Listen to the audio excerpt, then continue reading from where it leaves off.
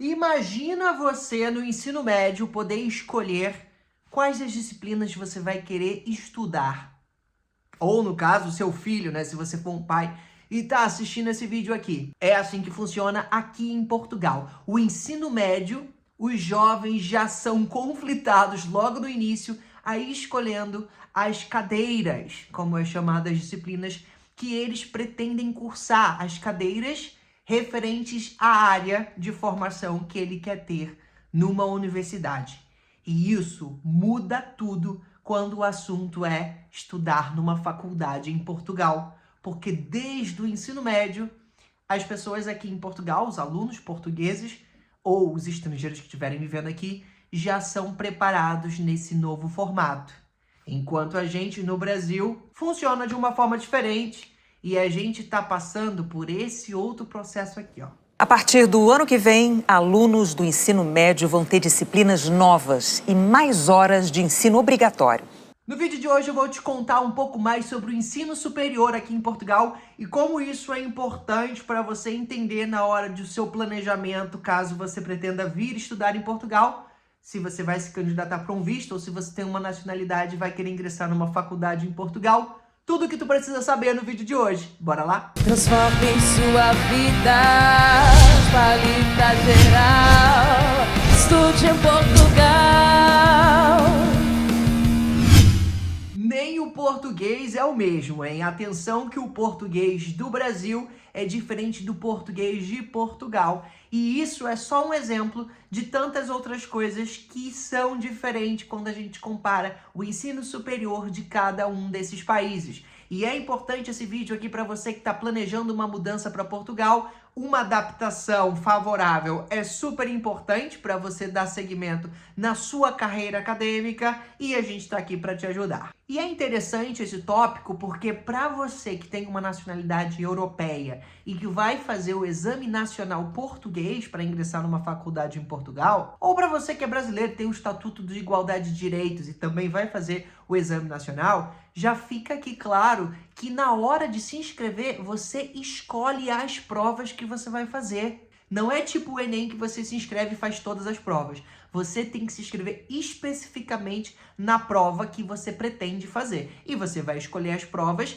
que dão acesso ao curso da área que você pretende se graduar. E aí, no início desse vídeo, eu já trago essa visão de como é que funciona o ensino médio aqui, antes dos alunos entrarem numa faculdade. Eles são comumente confrontados com essa questão, onde eles podem sim escolher as disciplinas optativas, que são em maior quantidade do que no Brasil, e tem, claro, que fazer as disciplinas obrigatórias, não é, que é cobrado em todas as circunstâncias. Mas ele escolhe as áreas de formação que ele pretende fazer. Então, se a área que ele pretende ir numa graduação não tem ali aquela componente de química ou física, ele não precisa escolher isso.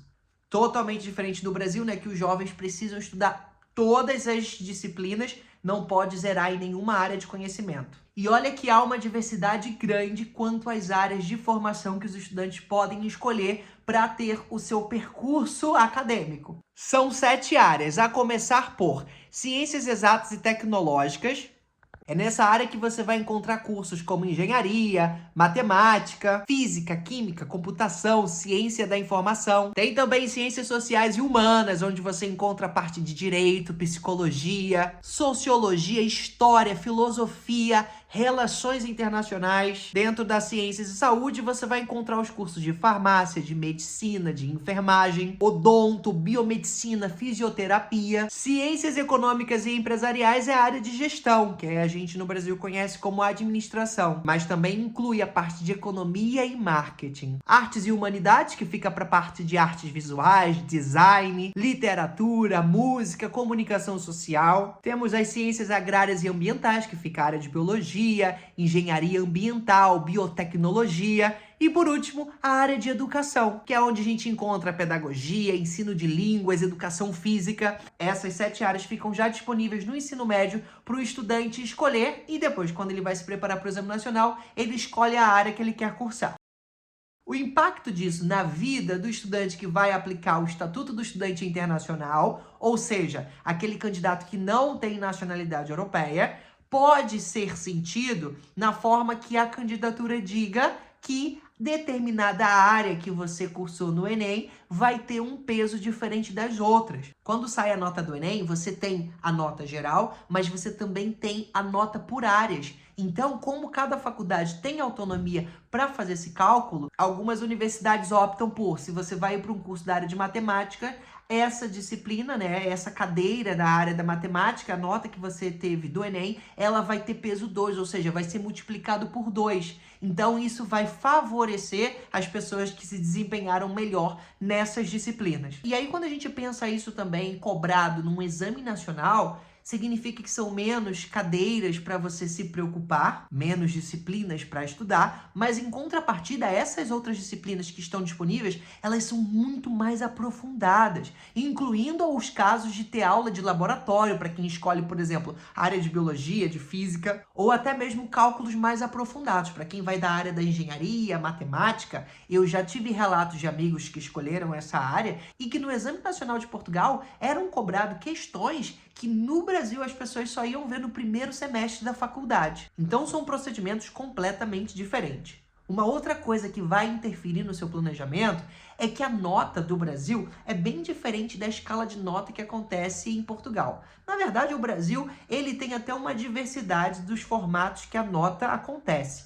Eu aqui no Estúdio em Portugal já vi clientes que chegaram com a nota em letras, nota A, nota B, nota C, notas de aproveitamento que não eram metrificadas em número, ou que era de 0 a 100, ou que era positivo, negativo. Então, tudo isso acaba sendo um desafio a mais para quem está no processo de imigração para Portugal e precisa fazer uma validação do ensino médio ou equivalência dessas disciplinas cursadas. Isso porque vai ser necessário fazer essa conversão de nota. O documento chamado equivalência do ensino médio. E ele pode ser solicitado, às vezes, quando você vai fazer uma inscrição num curso técnico. Às vezes, alguma graduação pode pedir. Agora, se você vai fazer o Exame Nacional, pode ter certeza, esse é um documento fundamental. Porque quem tem a nacionalidade europeia e vai fazer o Exame Nacional, a sua nota final é calculada não só na nota que você tirou daquela prova, mas também tem uma referência na nota que você teve como média no teu ensino médio. Então, se você não fez o ensino médio em Portugal e fez o ensino médio no Brasil, essa nota precisa ser convertida para a escala de Portugal para ser considerada nessa pontuação final do teu exame nacional para fazer o concurso de acesso ao ensino superior português. Lembrando que eu estou falando de um processo que comumente é feito para quem tem a nacionalidade europeia ou então para quem já mora em Portugal e fez o Estatuto de Igualdade de Direitos e Deveres e vai poder concorrer no Exame Nacional a uma vaga nacional. Eu sei que é um assunto que parece confuso, portanto, me diz aqui nos comentários se você está conseguindo me acompanhar. E se pintar alguma dúvida por aí, já deixa aqui nos comentários que eu vou te ajudando com isso também. Recapitulando sobre as notas, enquanto o Brasil tem essa variação, essa diversidade de formatos de nota, aqui em Portugal a nota vai ser sempre de 0 a 20, diferente do Brasil, que comumente é de 0 a 10. Uma curiosidade é que também cada escola ou faculdade pode definir no seu regulamento de instituição qual que vai ser a média que o aluno tem que alcançar para ter determinada aprovação. Dentre as faculdades que eu já passei, todas as médias eram 10. Então, você vai de 0 a 20 com a nota mínima de 10 para alcançar. Se você fizer menos de 10, você reprova. Uma coisa muito comum aqui nas faculdades também, não sei no ensino médio porque eu não fiz meu ensino médio aqui, mas a faculdade eu já fiz a graduação, o mestrado e atualmente o doutoramento, uma coisa comum é que essa nota final, ela não é obtida só com uma prova, uma avaliação. Ela é sempre quebrada em diversos processos. Como, por exemplo, a sua presença na aula, a sua participação na aula, a sua prova, que pode até ter mais de uma prova, às vezes tem 2, 3, 4 provas, pode ter seminário, que também vai interferir nessa nota, e pode ter projetos finais, que por vezes acontecem também em grupo. Da minha experiência como estudante aqui, sempre isso era definido pelo próprio professor daquela cadeira, daquela disciplina. E geralmente na primeira aula que o professor apresenta o plano e diz como que vai funcionar isso. Outra curiosidade para você que está pretendendo fazer uma faculdade aqui é não se assuste no seu processo quando aparecer lá escrito licenciatura, porque os cursos aqui são comumente chamados de licenciatura e é diferente do Brasil. Quando no Brasil a gente vai para um curso de licenciatura, a gente expecta que aquilo é para poder dar aula, não é? Aqui em Portugal não. Aqui tudo se chama licenciatura. É como se fosse o nosso bacharelado no Brasil. Não é utilizado essa expressão bacharelado aqui, eles falam licenciatura, independente se você vai aprender a dar aula ou não. Depois disso, existe também as pós-graduações, que não é muito divulgado ou promovido aqui, porque uma pós-graduação, ela não confere um grau acadêmico. Então, você até pode fazer uma formação, um MBA, geralmente são para saídas mais profissionais ou especialização, desenvolvimento de carreira, mas a nível acadêmico, de jornada dentro da universidade, as pessoas seguem direto para um mestrado. Inclusive, existem algumas possibilidades de graduação integrada, é chamado mestrados integrados. Integra a licenciatura, o bacharelado, junto com o mestrado. Então, já é uma coisa toda seguida, demora um pouco mais de tempo, mas você já sai dali com o mestrado. Outra informação importante é que, geralmente, as graduações aqui em Portugal, elas duram 3 anos. Diferente do Brasil, que costumam durar 4 a 5. Aqui, geralmente, são 3 anos e por isso que existe um nível alto dentro da comunidade acadêmica de pessoas com mestrado. As pessoas fazem 3 anos de graduação, elas terminam a graduação mais cedo, porque elas entram com 17, 18 anos e em 3 anos já terminaram a graduação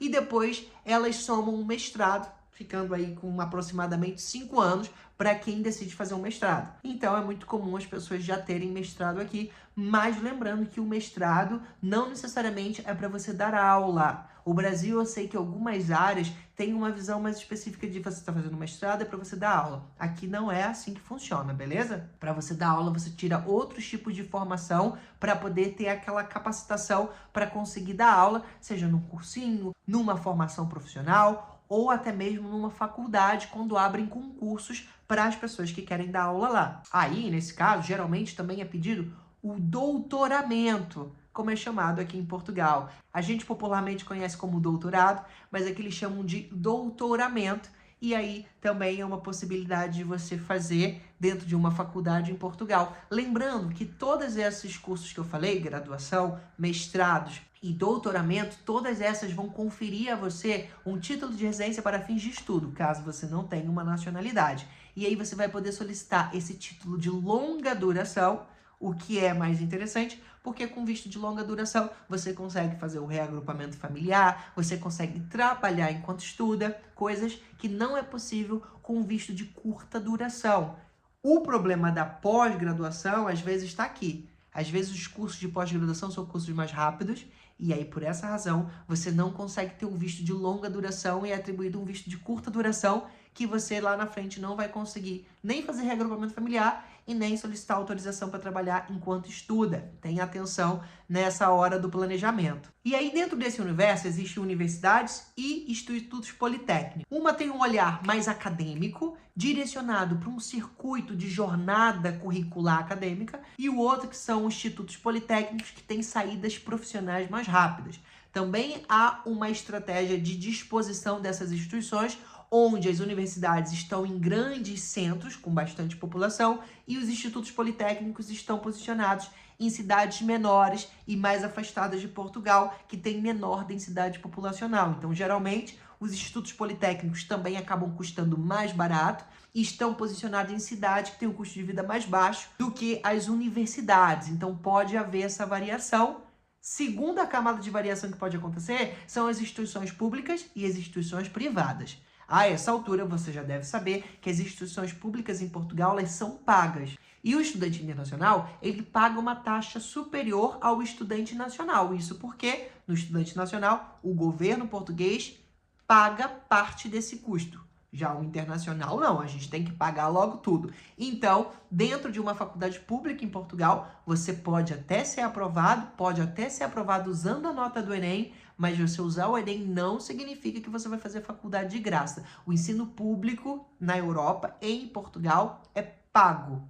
A diferença do público para o privado é que, às vezes, o privado acaba sendo mais caro, mas também apresentam uma flexibilidade maior para o estudante internacional, que vem com essa necessidade de trabalhar e de ter horários mais livres. Então, vale a pena você analisar o seu caso e entender qual desses dois faz mais sentido na tua jornada. E se eu puder te ajudar, serei imensamente grato. Portanto, se você quiser conhecer um pouco mais sobre os nossos serviços de mentoria, o Estude em Portugal tem um time 5 estrelas para poder te ajudar no processo de candidatura, seja ele através do Estatuto do Estudante Internacional, ou seja, para o Exame Nacional Português. Eu vou deixar na descrição desse vídeo um link, você pode chamar a gente no WhatsApp e conhecer um pouco mais sobre os nossos serviços. Convido você também a se inscrever no nosso canal e maratonar o vídeo, que tem muita coisa aqui legal. Inclusive vídeos visitando as instituições aqui em Portugal, para você ir se familiarizando e conhecer